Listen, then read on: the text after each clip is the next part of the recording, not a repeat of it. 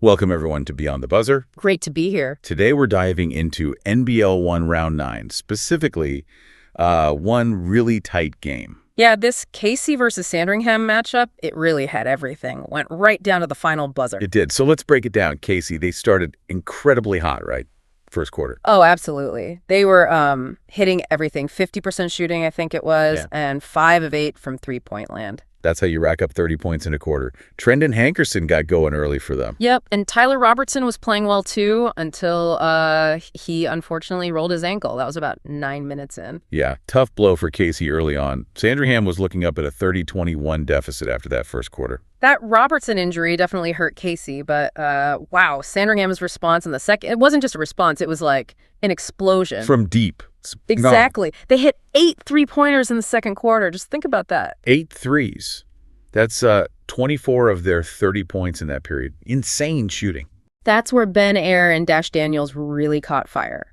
And you saw Malith Machar starting to make his presence felt inside, too. But even with all those threes raining down, Casey still managed to hang on, didn't they? Right. It was, what, 54-51 at halftime? Yeah, a slim Casey lead. So Sandringham basically shot themselves right back into the game in that quarter. Okay, so then the third quarter happens, and this is where things get really interesting, showing Sandringham's adjustment. Right, because after hitting 8 threes in the second, they hit 0 in the third. Not a single one. Wait, 0? How did they manage to take control of the game then? You'd think they'd keep shooting. It was a total shift. They just locked in defensively, started dominating the rebounds, getting out in transition, and pounding the ball inside. Okay, so defense and inside scoring. Completely. Ayre was described as surgical, picking his spots, making plays. Daniels was slashing to the rim, and Machar was just overpowering guys inside. And that worked. It really did. They held Casey to just 14 points in the entire quarter. That's where the game flipped. Sandringham outscored them 24-14. Wow, 14 points. Casey's offense just disappeared. And that gave Sandringham the lead. Yep, they went into the fourth quarter up 75-68. Big momentum swing, built entirely differently than the second quarter run. Okay, but Casey didn't just roll over.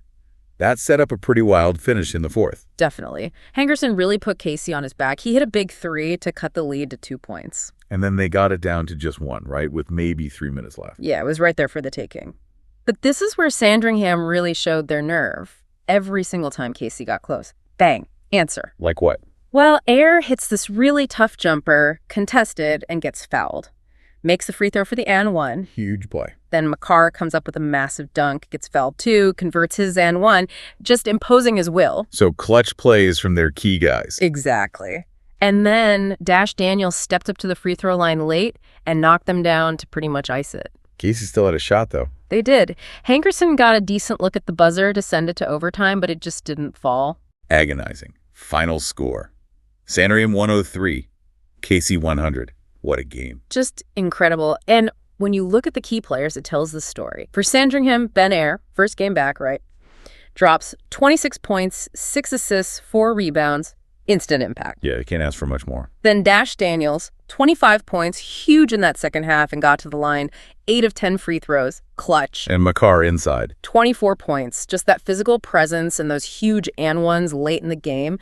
That trio scored 75 points combined. That's incredible production from 3 guys. For Casey, Hankerson really tried to will him home. 24 points, 9 rebounds, 3 assists. He did everything he could. Hunter Marks was solid too, 18 points, couple blocks. And you had Nate Roberts and Preston Bungei battling inside, both getting double-doubles. Roberts with 11 and 13 rebounds, Bungei 14 and 12. They worked hard. They definitely did. So if we summarize, what worked? Sandringham's shooting in the second was obviously massive. It changed the game. And for Casey, their early ball movement and shot making in the first quarter was really clean. That's how they built the lead. Definitely. On the flip side, needs work. Well, for Casey, it's got to be that third quarter offense, right? Only 14 points. That cost them. Can't have those lulls. And for Sandringham, maybe their rim protection was a bit shaky earlier on, but they certainly tightened it up when they absolutely needed to get stops late. Yeah, they got the stops when it counted most. Yeah. This game really showed how different approaches can work across 48 minutes. Absolutely. A real chess match at times. So that brings us to our final thought for you listening. With Ayre, Daniels, and Machar combining for those 75 points. Are the Sabres suddenly a genuine threat in the playoff picture now? Or was this just a really impressive, hard-fought road win? maybe a one-off. Something to think about. Thanks, everyone, for tuning in to Beyond the Buzzer. We'll catch you next time.